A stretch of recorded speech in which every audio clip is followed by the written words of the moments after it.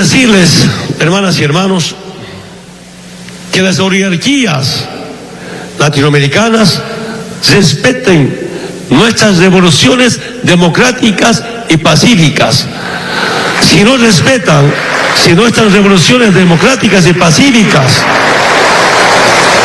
con justicia social, revoluciones culturales, si no respetan, quiero que sepan, hay también otras formas de lucha, hay otras formas de liberación de otros países. Y ahí vamos a ver quién pierde. ¿Pierden las oligarquías o pierden los pueblos? Buenas noches, martes 8 de marzo del año 2016, programa 36 del año, 36 del ciclo. Esto es todo por hoy. Converso con Susana Seleme. Gracias, Doñita, por venir. Feo el mensaje, ¿no? Déjame empezar con otra cosa más amable. Yo me siento muy honrada de estar con un gallardo periodista, como dijo Mario Vargas Llosa, sobre Carlos Valverde, que con la denuncia que hizo a principios del mes de febrero va a ayudar a derrocar la dictadura que hay en Bolivia. Bueno, dictadura disfrazada de democracia porque nos han llevado a votar, creo que 8 veces en 10 años.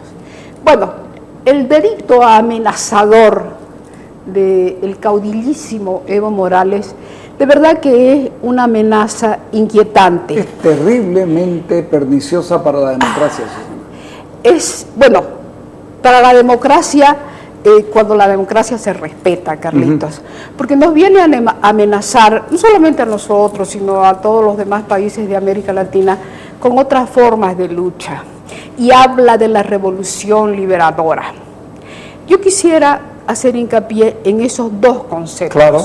Revolución liberadora y otras formas de lucha.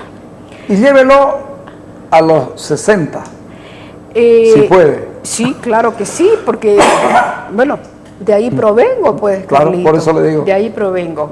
Pero en los años 60, la situación en el mundo era diferente.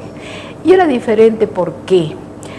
Porque quienes adoptamos la vía de la lucha armada, creíamos que esa era la manera correcta de erradicar no solamente los imperialismos, porque no hubo ni hay un solo imperialismo. El norteamericano es el que en América Latina más se lo conoce, pero también estaba el imperialismo soviético, por favor, y el imperialismo chino, Carlitos, tanto que la China y la Unión Soviética se disputaban. ¿Y qué es lo que se disputaban?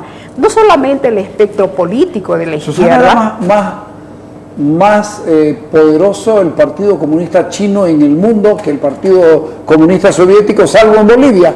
Claro. ¿O no? Claro, pero ¿qué es lo que se disputaban, Carlito? Bueno, se disputaban el poder político mundial, en términos simbólicos, pero se disputaban también la población y los territorios, porque los imperialismos luchan por eso, territorios que ¿de qué les sirven? En el caso de América Latina es su traspatio.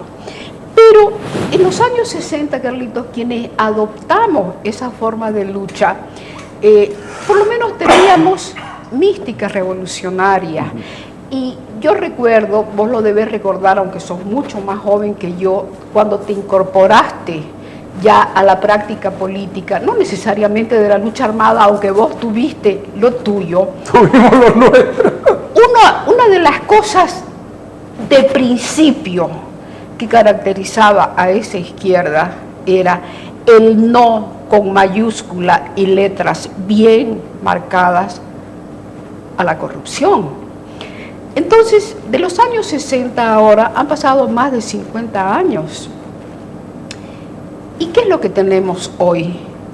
¿Quién habla de lucha armada ya? Por lo menos en esta parte... Los radicalismos del ISIS y compañía. No, un momentito. En esta parte del mundo occidental. Lo del ISIS no es lucha armada. Lo del ISIS es terrorismo puro y simple. Que era lo que hacía aquí el actual vicepresidente Álvaro García Linera, derrocando torres de luz y asaltando cervecerías y todo eso. Pero no es que yo reivindique hoy en el año 2016 la lucha armada como una forma de lucha. ¿Por qué?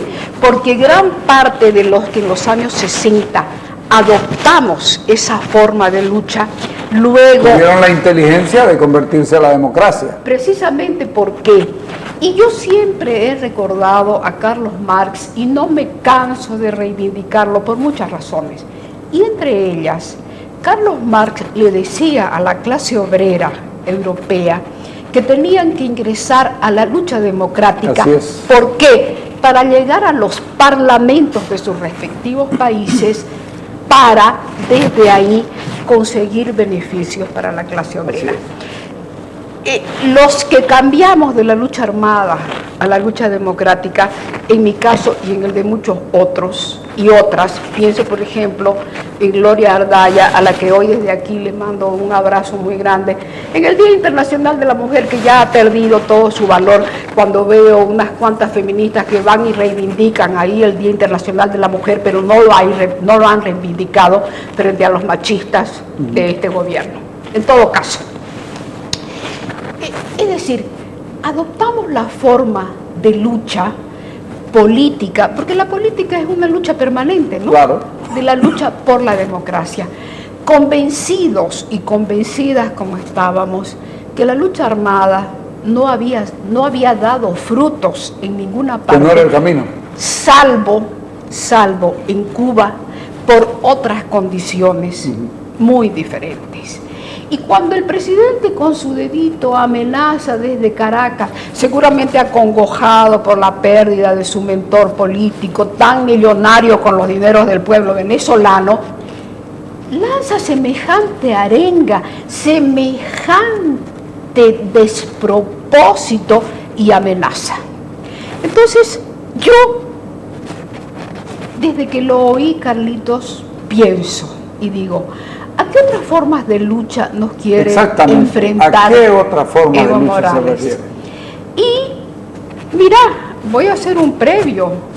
Cuando Hugo Chávez, porque esa es la realidad, exportó a Bolivia su revolución, y después quiero volver al concepto de revolución, en realidad lo hizo calcando la suya, pero la suya también era un calco de la revolución cubana, salvo una diferencia: no tuvo un ejército irregular ni lucha armada, porque finalmente Chávez, golpes más o golpes menos, también sale por la lucha democrática, por elecciones. Y Evo Morales también. Digamos que cumpliendo la máxima de Carlos Marx. Anda y toma claro. Aunque él no debe haber sido marxista. Pero Evo Morales tampoco. No, tampoco. Y García Linera tampoco, Carlito. García Linera no ha leído el ABC del buen marxismo, porque hay un marxismo totalmente tergiversado, como les ha dado la gana para adecuarlo a sus intereses a muchos. Cuando Marx dice que la realidad es síntesis de múltiples determinaciones, unidad de lo diverso, cuando yo le pregunté, cuando hacía huelga de hambre por los 2/3 en la Constituyente, me llamó por teléfono para preguntarme por qué estaba en huelga de hambre, y le dije, porque me corresponde. ¿Usted ha leído la contribución a la crítica de la economía política? Y me dijo, no. Y le dije, ¿pero cómo? ¿Y acaso no es de izquierda? Y me dijo, sí, pero no la he leído. Entonces no sabe que la realidad es síntesis de múltiples determinaciones, unidad de lo diverso. Y eso es lo que les pasa a estos que se llaman izquierdistas, marxistas, que en el fondo no son nada más que, en el caso de García Linera, unos jacobinos, es decir, guillotina. Además, bueno, sin entenderlo, dice, yo soy el último jacobino. Claro, dijo, no, está escrito en su libro que se llama La potencia plebeya, exactamente, editada en la Argentina. Pero García Linera, como mucha gente del gobierno que se llama de izquierda, ya les vamos a permitir, tienen derecho, ¿no?, a llamarse de izquierda, pero no son, Carlitos, no son. Y aquí retomo el otro concepto de revolución. Y tengo que volver a mencionar a Hannah Arendt, esa filósofa judío-alemana norteamericana que tuvo la brillantez de escribir un estudio sobre los totalitarismos, donde nos abrió los ojos a mucho, porque equiparaba el nazismo con el estalinismo. Entonces, Ella, después de haber escrito sobre los totalitarismos, escribe otro libro que se llama Sobre la Revolución. Y entonces dice que el problema es que se confunde la liberación con la libertad, que no son lo mismo, porque la liberación lleva implícita una violencia que impide la realización de la política y termina por convertirse en antipolítica. Y lo que a ella le conmueve es que la idea de la libertad haya quedado tan desalmada, tan sin defensa, y que se confunden las dos cosas y se la confunde de muy mala manera. Entonces, la revolución, según Hannah Arendt, solamente puede ser llamada revolución cuando da nacimiento a una cosa nueva y diferente, pero que no se basa en la violencia, sino que por lo menos constituye los ambientes de libertad que necesita todo ser humano. ¿De qué revolución habla Evo Morales? Cuando él dice de otras formas de lucha, claro, la forma de lucha democrática... Preocúpase, ¿no? Pero claro que preocupa, porque nos ha amenazado, Carlitos. Claro, es decir, si yo no sigo en el poder, aguántense porque yo les voy a hacer la vida a cuadro.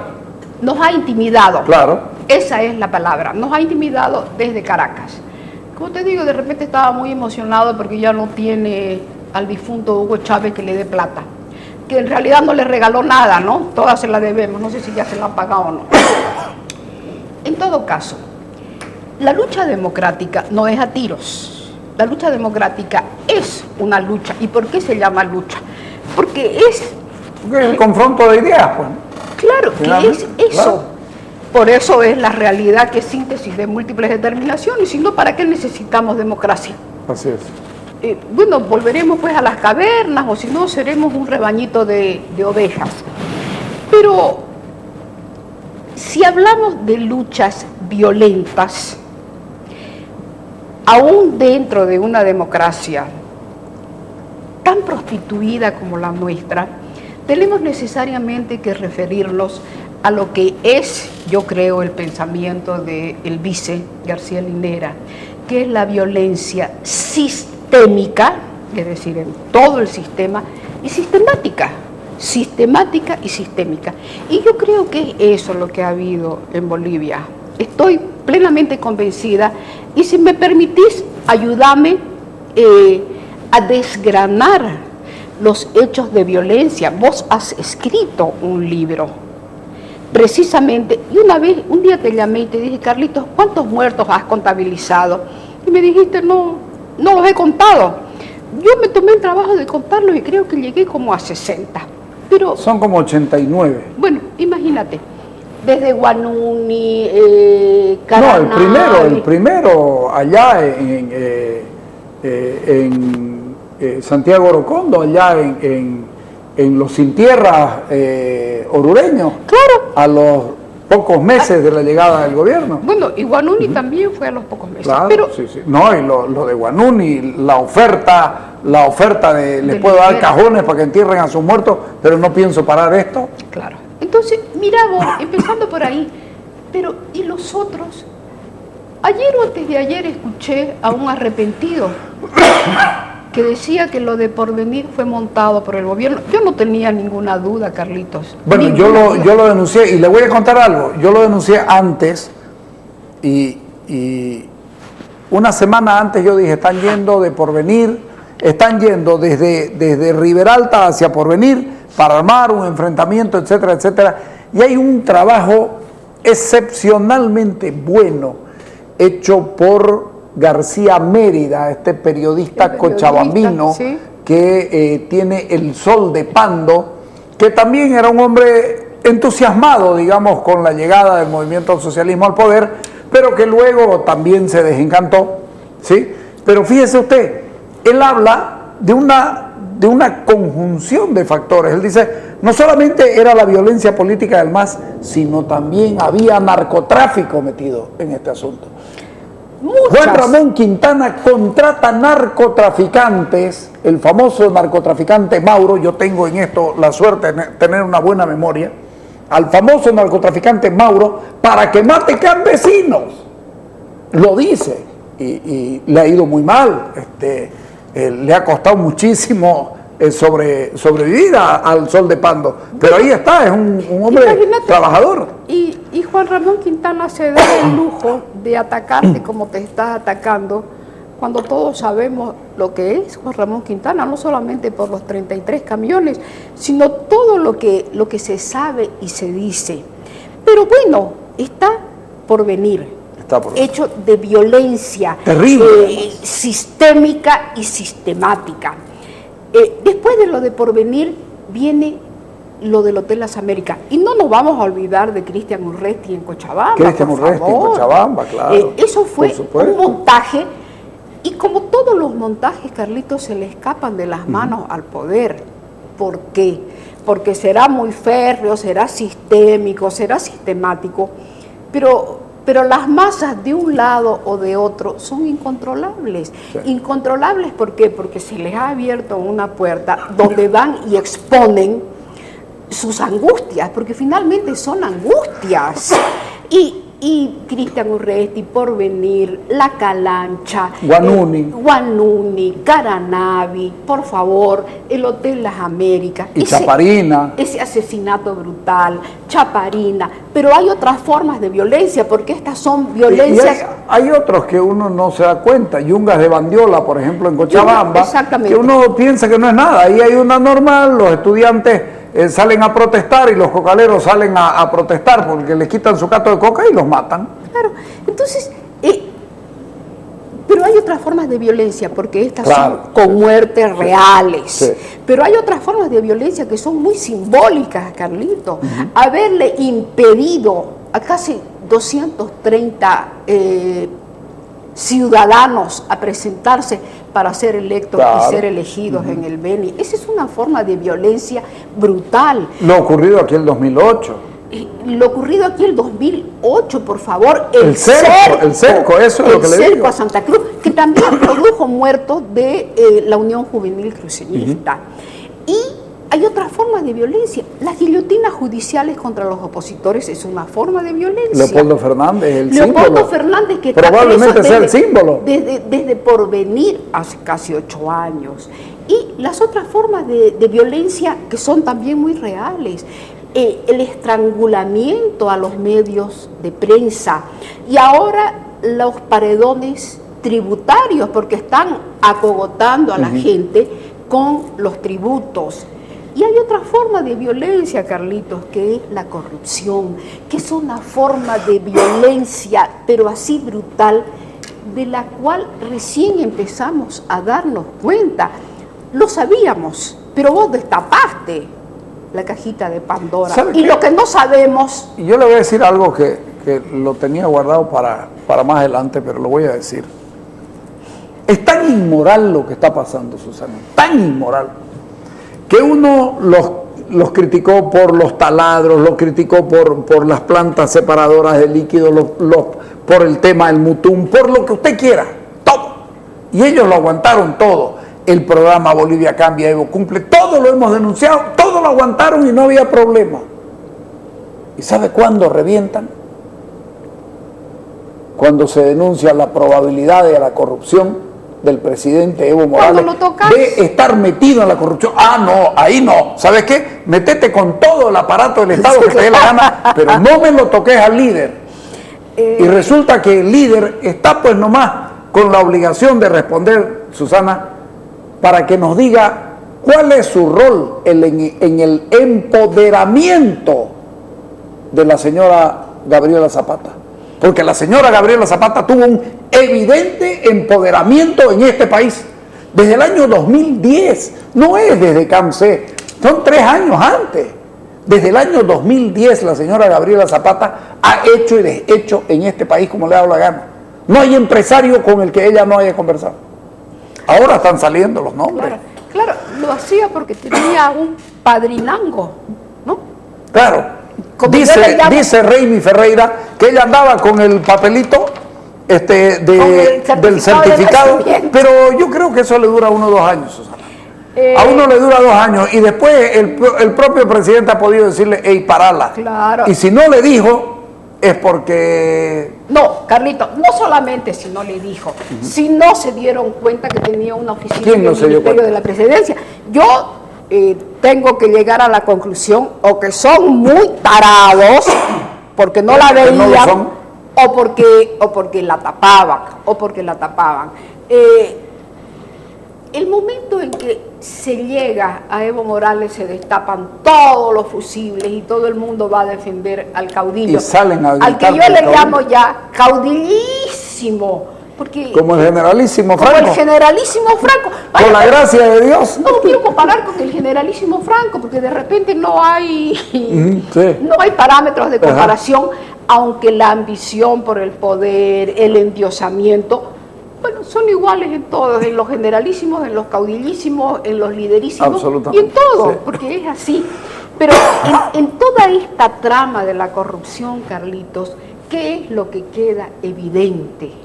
La ausencia total de ética.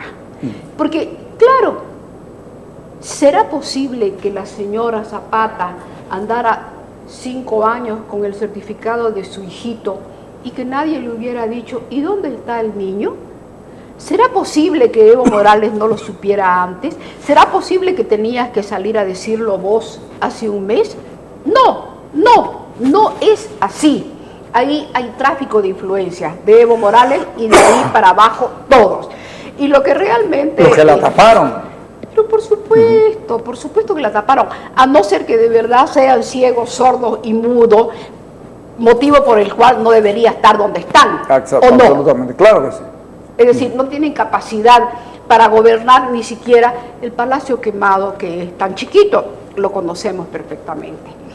Y mira, yo buscando, me encontré una cosa chiquita que escribió Emilio Martínez el 23 de diciembre del 2013, ¿sí? 2013, donde alertaba que la ley de empresas públicas promulgada por Evo Morales en esos días podía convertirse en una auténtica ley de impunidad porque liberaba a las 45 empresas públicas de los controles, es decir, de la ley SAFCO. Carlito, ¿la promulgaron para qué?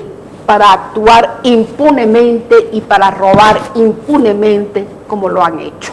Entonces, ¿qué otras formas de lucha quiere implementar Evo Morales? Si así aquí, en un rápido conteo, hemos hablado de la corrupción, de la falta de ética, de la impunidad, hemos hablado de la violencia sistémica y sistemática con muertos.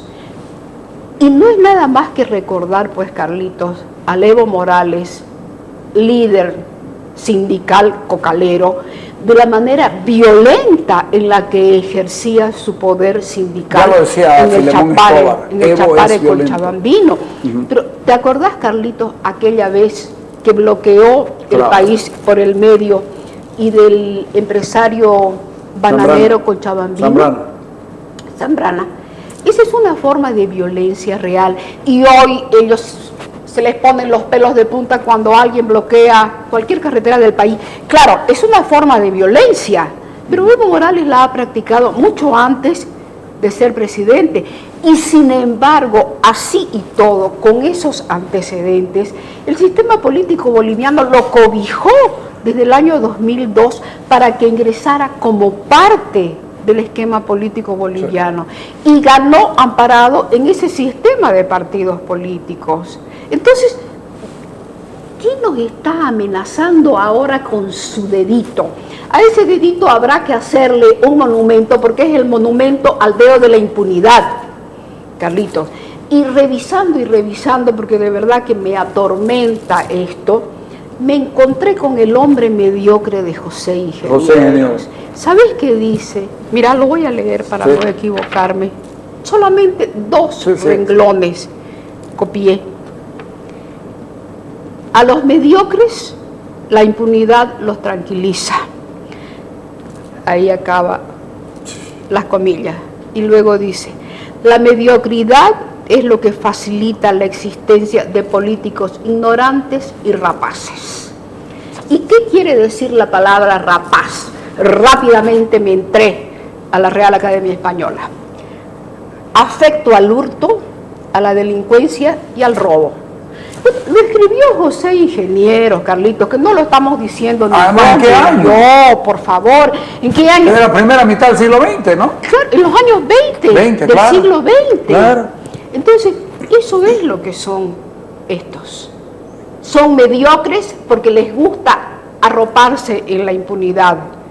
Y cuando los pueblos aceptan a los mediocres se convierten en lo que son estos. Una vez el comandante Cero, Edén Pastora, en la ofensiva final, en los 10 últimos días de la toma de Nicaragua, le preguntan si no tenía miedo a la muerte y él dice: cuando el pueblo le pierde el miedo a la muerte, no hay dictadura en el mundo capaz de sojuzgarlo. Me acuerdo porque éramos seguidores claro, de los sandinistas. Y mire cómo nos fue, ¿no? ¿Cómo nos fue? Éramos seguidores de los sandinistas y mire cómo nos fue. Con el crápula ese violador de su propia hija, ¿no? Muchas cosas. Daniel Ortega. Pero fíjense, no es posible, yo creo que no va a ser posible mantener un estado de impunidad. Supongo que yo he colaborado en algo a esto, pero ya no es posible mantener un estado de impunidad en este país. Creo que la gente ya comenzó a molestarse. Pero por supuesto. Que reventó. A lo mejor mi denuncia fue la gota que rebalsó el vaso. Sí, pero fue la gota que faltaba, porque de repente el vaso estaba ahí en la orilla y no rebalsaba. Lo tuyo fue la gota que rebalsó el vaso. Y la mejor prueba, Carlitos, es lo que pasó del día del referéndum. Fue el movimiento de la juventud, acompañado de gente de mediana edad, de la tercera edad, en fin. Pero fue un movimiento ciudadano, aunque había por detrás el apoyo de los partidos políticos, de líderes políticos, pero fue un movimiento ciudadano de hartazgo. Claro, hartazgo es la palabra, frente al abuso del poder, frente a la corrupción, frente a la mentira. Ahorita mencionaste al crápula de Daniel Ortega, y yo no lo he dicho, pero lo voy a decir. ¿Qué manera de gustarle a estos caudillísimos las adolescentes, Carlitos? Porque Gabriela Zapata era una adolescente cuando la sedujo, vamos a decir que la sedujo Evo Morales. ¿Y cuántas otras habrán que no sabemos? Entonces, aquí hay muchos elementos que hacen a la dignidad de las personas, a la dignidad de los ciudadanos, Carlitos. Es decir, si vivimos en una democracia es porque tenemos una condición de ciudadanos, ¿verdad? Nos las estafan también, porque nos estafan desde el momento que un voto no es un ciudadano, ni un ciudadano un voto, por muchas razones, empezando por los usos y costumbres de los pueblos originarios, indígenas, campesinos. Pero aquí hay muchos elementos que están llegando a un momento en que la sociedad boliviana ya va a decir, ¿sabe qué? Dejen de molestar más a este país. ¿Y qué debe hacer frente a esto todo ese país que se movilizó en el no? Porque la amenaza está. Claro. La amenaza está y don Evo Morales tiene una angurria muy grande de poder y va a hacer lo posible por permanecer. Por eso le pregunto, frente a esto, ¿qué? Frente a esto, ¿qué? ¿Cómo tienen que comportarse los políticos? Y esto lo vamos a dejar, me contesta corto, para que nos vamos al corte, para que los políticos y estas nuevas generaciones que no están en ningún lado, pero están en todos sitios. Bueno, no andaban de parranda, lo han demostrado el 21 de febrero. Y los políticos ojalá que tuvieran la inteligencia política y emocional, porque ahí tienen que jugar las dos, de pensar en brindarle al país una alternativa. Y no es una alternativa cualquiera, Carlitos, es una alternativa democrática que rescate la pluralidad política, la igualdad, porque ya nadie puede gobernar sin el criterio de igualdad. Pero el criterio de igualdad, no solamente étnico, social y económico, sino el criterio de igualdad ciudadana, Carlito. Yo el otro día hacía un ejercicio mental y decía, si fueran capaces de hacer un Comper 5 años y pensar en el país primero, creo que nos iría muy bien.